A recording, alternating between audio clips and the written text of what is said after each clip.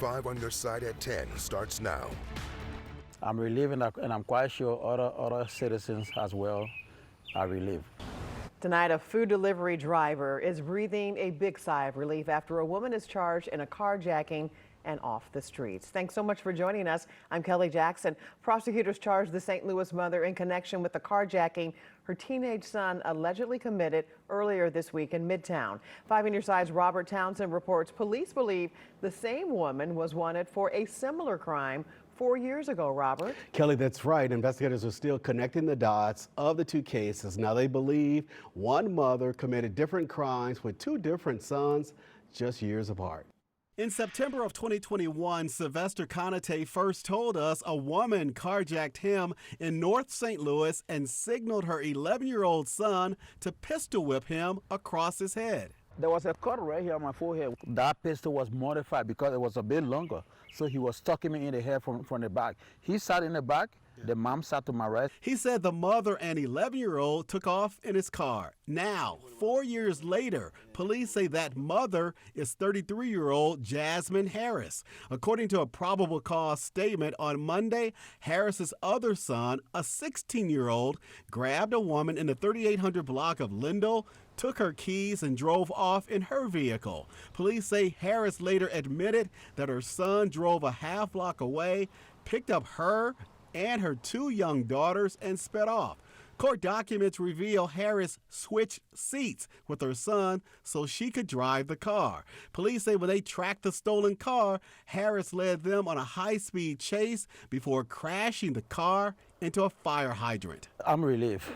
I'm relieved, and I'm quite sure other citizens as well are relieved. Sylvester Conate says police confirmed Harris, her 11-year-old son, who allegedly attacked him, and the 16-year-old are all now in custody. Prosecutors charge Harris with aggravated fleeing, tampering with a motor vehicle, and endangering the welfare of a child in Monday's carjacking. Her consistency of repeating these acts, I think she needs to go to prison. What do you think should happen to her sons, these teenagers?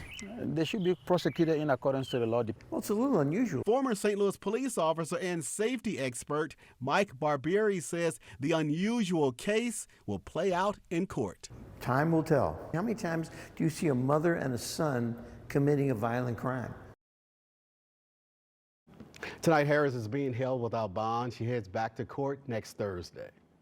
I want to show you a live look on Washington Avenue downtown, where police are trying a new strategy to curb crime. About an hour ago, officers closed the road in an effort to cut down on cruising. It's in collaboration with the Washington Avenue Community Improvement District. The road between 12th and 14th Streets are now blocked off by barriers. Private security officers are also there to stop traffic. Washington Avenue will stay closed to traffic from 9 p.m. to 2 a.m. every Friday and Saturday night through September or October.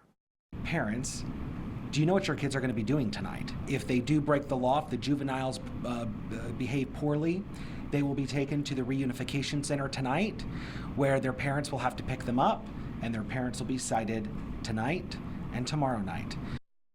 The curfew times are from 12 a.m. to 6 a.m. from Friday to Saturday, and from 11 p.m. to 6 a.m. Sunday through Thursday. St. Louis police need your help finding a man wanted for a shooting in the Jeff Vanderloo neighborhood. Officers identified the suspect as Charlie Simpson. The shooting happened in May on North Jefferson. Police say a man and Simpson got into a fight over money. The suspect pulled out a gun and fired shots, hitting and killing the man's dog. Police say he got into a silver Ford Escape and is considered armed and dangerous. If you have any information, you're asked to call Crime Stoppers. That number, 866-371-TIPS. You will remain anonymous. Right now, police are working to learn more about a Delwood shooting that put a teen in the hospital. It happened on Hudson Road, not far from West Florissant Avenue. When police arrived just after 5 p.m., they found a 16-year-old had been shot. He is expected to be okay. Anyone with information is asked to contact the North County Police Cooperative or leave an anonymous tip to Crime Stoppers. A hot and humid finish to the week, and some incoming rain clouds could impact your pool time this weekend. Here's Chief Meteorologist Scott Collin with a look at our weekend forecast. Well, I'm assuming you're not going to be out in the middle of the night at the pool. So tonight's probably our best chance of seeing those widespread showers and thunderstorms. They're off to our north and west right now, and they will be weakening as they approach St. Louis. Not all of the flights have been on time tonight at Lambert because of thunderstorms to our north and west. This has been quite the line, and now it's filled in all the way down into the western portions of the Ozarks here, into northeast Missouri, and up north into northern Illinois. Now, the area we're watching is really this area from about Columbia to north of Bowling Green. That's where we have some heavy rain.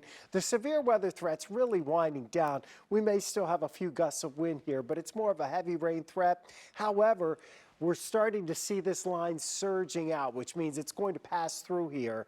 Say in another hour or two, we'll start to see it move closer to the metro area, and it won't last for an extended period of time. This will probably overnight be our best chance for rain. Over the weekend, we could have a few lingering showers in the morning, then again in the afternoon. Not to say there wouldn't be some wind gusts or some downpours with those, but it's going to be pretty scattered this weekend. There's a lot of dry time, more than there will be rain, that's for sure. The best chance happening in about 4 hours. Kelly? All right, Scott. It's been nearly 15 months since a woman disappeared from her home in rural Washington County, Illinois. Today, a team of investigators returned to the area where she was last seen. 5 on your side's Holden Kuricki reports on their search efforts. After more than 3 decades in law enforcement, Washington County Sheriff Ross Schultze admits there's one case that continues to haunt him. I think about it every day. I couldn't imagine if it was my daughter. According to Sheriff Schultze, April 13th, 2024, 37-year-old Brittany Moser walked out of her parents' Claremont, Illinois home, and she hasn't been seen or heard from since. They found a note saying that she was going to go for a walk, and that was the last time they seen her. Despite multiple searches both on the ground and in the air, Sheriff Schultze says one thing has stood in the way of solving the missing persons case. Manpower. With a smaller department, I mean, it's really almost impossible. That recently changed when investigators from nearly 24 Metro East departments offered to take a second look. They've interviewed, like I said, approximately 40 individuals this week, and some new ones that popped up that we hadn't had any information on. They interviewed 2 individuals that were in state corrections as well. Friday afternoon, they were searching the area near Claremont and nearby Lindsborg, Illinois, with the help of specialized search and recovery canines. We're just trying to get every little piece that we can to try to help solve this case. If you have any information about Moser's whereabouts or saw anything unusual in the Claremont area on the night of her disappearance, you're being asked to call the Washington County Sheriff's Office. That number is 618-327-4800 and dial extension 105, and tips can be left anonymously. Reporting in Claremont, Illinois, Holden Kuricki, 5 on your side. And there's a $5,000 reward for any information that leads to Moser's location. Today, St. Louis Mayor Kara Spencer was sworn in as a member of the Board of Police Commissioners for St. Louis City. That board governs the St. Louis Police Department, which is now under state control. Missouri Governor Mike Kehoe signed a bill to create the board in March. Other members were sworn in on Wednesday. The board will have its first public meeting next Tuesday at 9 a.m. It will be open to the public. Republican leaders just secured a funding expansion for private and homeschooling, but some say it's unconstitutional. House Bill 12 is a $50 million investment to help parents pay for private and religious schooling. It can also be used to help them pay for homeschooling. Critics say it conflicts with the Missouri Constitution, which bans direct or indirect public funds being used to support private religious schools. But Governor Kehoe says it does not violate that ban. The Constitution is very clear, too, that if you pay taxes, you get services. There's a lot of parents who don't have the funding, and I'm an example of that problem. So these folks are also taxpayers, and it's up to us to give them an option. As you saw, public school funding got record funding this year, 10 times more than they've ever gotten. So public education is doing fine as well. The governor says he spoke with legal experts who say it is constitutional. Critics say they're prepping to challenge the bill in court. Construction causes problems for a local pub. How the community is stepping up to save a mainstay in the community. And pest control experts warn you about a spider surge, how to keep your home safe from these potentially dangerous invaders. Tonight, a landmark restaurant in South St. Louis needs your help. O'Connell's Pub has become a favorite for many in its 60-year existence, but a new barrier has put the family-owned business at risk. Justina Coronel reports. This is my dad's place. I mean, it's always going to be my dad's place. His dad, Jack Parker, worked for O'Connell's Pub in 1962 and bought it in '65. I think what Dad did well was a very simple menu done very well. Simple. It's always been their main ingredient. Just good food, good service, cold drinks, real simple. Yet this business sitting off of Kings Highway saw a recent problem making things complex. On Kings Highway, constant cars and now construction. In the spring, the city of St. Louis started to add traffic calming measures and safety improvements. On this bridge, southbound lanes are squeezed into one. Most of our business comes north of here. Owner John Parker knows this can be a blow to business. And choosing where to eat can come down to just one little thing, like, that's such a pain to get over there. Despite action outside, there was little action inside, a loss of 20% in sales. And every week that it happened, it was just like, suddenly, look, we're in a lot of trouble. We can't make payroll. Like, we can't make payroll? Parker knew he had to share the news. I got together with my social media manager and said, what do we do? And she said, keep it simple. Simple, just like it's always been. And the message touched many. People it was ridiculous. We couldn't keep food. We ran out of food. I mean, our problems changed. The community stepped in to save them. There's people that are coming in here that have sat in the same booth for 3 generations. It's about preserving people's memories and their experiences in a world that's changing. So the overwhelming feeling is that people care about this place. Now, his message is once again simple. Stop by and support. So far, we're getting there, but we need probably until the end of this month for people to keep us busy. And then we'll be in a great spot for this place to be the same for the next generation. Justina Coronel, 5 on your side. And the owner learned the bridge work could wrap up at the end of July. Parker said the family business is being sold, but he will remain part owner. Panera Bread is closing its local fresh dough facility in Brentwood later this year. The move will eliminate 72 jobs. A company spokesperson says they will get help in finding new employment. And they go on to say, quote, "We deeply value our team members, and this is especially true in our hometown of St. Louis. We are committed to supporting them through this transition with resources, career opportunities, and guidance." And this comes as the company shifts away from baking bread from scratch at its cafes. The company will switch to using par-baked bread. The Brentwood facility will close September 12th. Insurance giant State Farm is raising homeowner insurance prices in Illinois. That change can hit customers as early as next week. The company is raising insurance costs by 27% on July 15th for new customers. It'll raise prices for existing customers on August 15th. Prices are going up due to the state's severe weather. The company says Illinois had the second costliest hail damage in the country last year, behind Texas. Illinois Governor J.B. Pritzker spoke out against the move today. He says the changes will cost homeowners hundreds of dollars a year, calling the move unfair and arbitrary. Illinois health officials are saying a statewide measles outbreak is over, but they're warning the viral disease can still be a threat. The state's Department of Public Health reports Southern Illinois saw 8 cases between April and May this year. All cases were linked.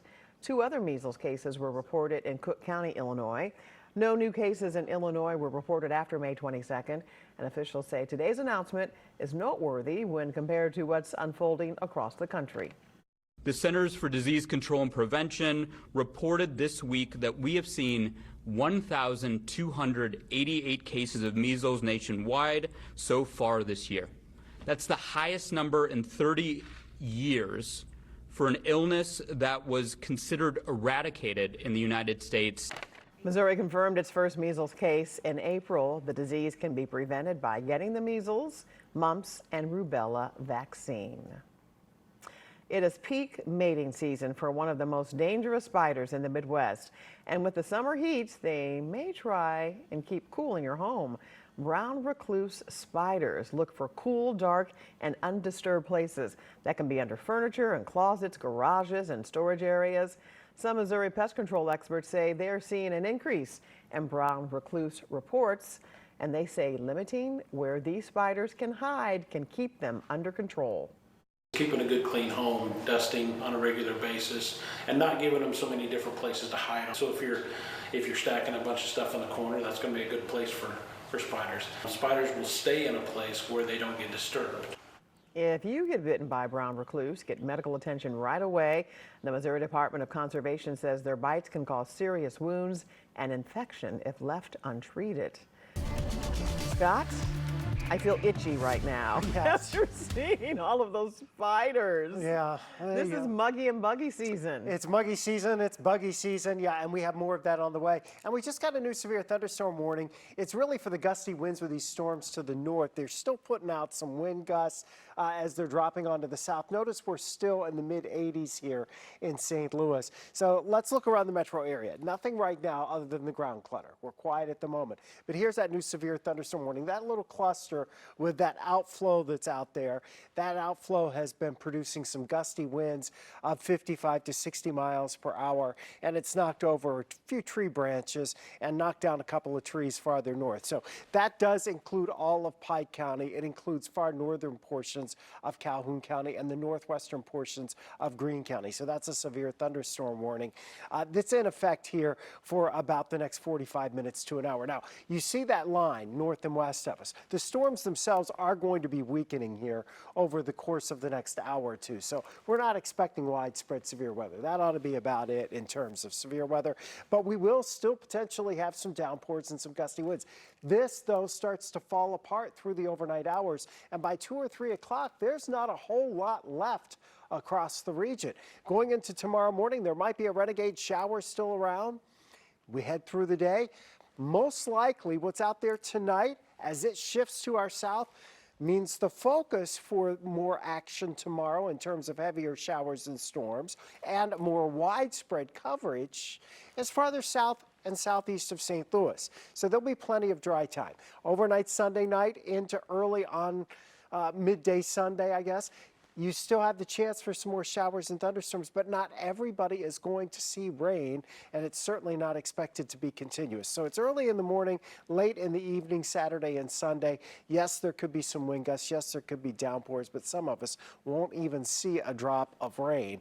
It's kind of a forecast conundrum for us because we have low chances or low confidence in those thunderstorm chances and the timing, and we know that there's more dry time than wet. So don't cancel your plans, but be weather aware.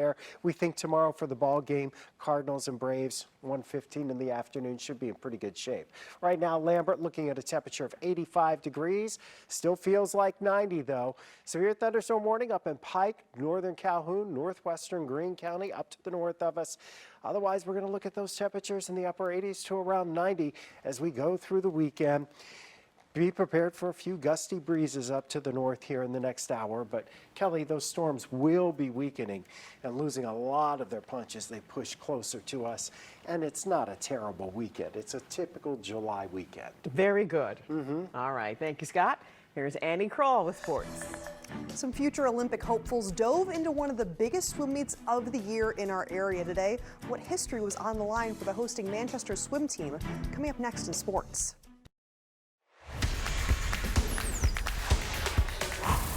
The Cardinals have one last home series before the All-Star break next week, and the Braves would put up a fight tonight to kick things off, scoring 6 runs in the first 3 innings, much to the chagrin of lefty starter Matthew Liberatore. Yet manager Ollie Marmol continues to say he has faith in the former Tampa Bay Rays first-round draft pick. But the real confidence came from the first baseman Alec Burleson in the box, who would get the Redbirds on the board. That's a zinger to right in the first, sends Brendan Donovan running. Score ends up becoming 3-1. Then it's going to be Wilson Contreras Contreras, who sneaks it up the middle, won't leave Burleson stranded. He comes home from second. RBI for Contreras, making it 3-2 in the bottom of the first. But Liberatore would have to start getting beaten up in the third by Atlanta. A changeup to Drake Baldwin goes deep and turns into 6-2. Braves ahead. The Cardinals would cut down on some of that damage, closing the gap in the third 6-5. But that's where it would stay. Cards get dealt a loss just in the last couple minutes. And tonight was the Gateway Swim Conference Championship in Manchester, drawing hundreds of swimmers to the historic pool. 6 teams competed for aquatic glory. More than 200 swimmers who are 11 and older competed tonight, with even more expected tomorrow. The local dynasty to rival Olympic powerhouses like Team USA and Australia comes courtesy of the host team, Cool Del Swim and Dive. They haven't lost this meet in more than 25 years, with this rendition of the pool being used to train the next generation of Michael Phelps and Katie Ledecky's. Since the 1970s, co-head coach Ted Falhabra says there may be some magic in home pool advantage. Our kids really train. We have our younger kids that don't have all the strokes. There's a lot of stroke instruction, but our older kids, they do workouts. They come 5 days a week. We're here at 5 days a week. We'd like them to be here 5 days a week. A lot of them are, but they work very hard, some of them. And a huge upset in the women's Wimbledon semifinal yesterday. An American beat the top seed from Belarus to advance to the final round. It's the first time a U.S. player has done that since 2019, when Serena Williams fought for the honor. The new American finalist is 23-year-old Amanda Anisimova. She calls Miami home and grew up idolizing Williams. She'll get to step into those legendary tennis shoes during tomorrow's women's final. Now, this match point forehand would end up going to the back of the line, and that would punch Anisimova's tickets to the final round at Wimbledon. Shocking, the world #1. And meanwhile, we have another American who unfortunately was sent packing today, but that's on the men's side. That came courtesy of Spain's Carlos Alcaraz.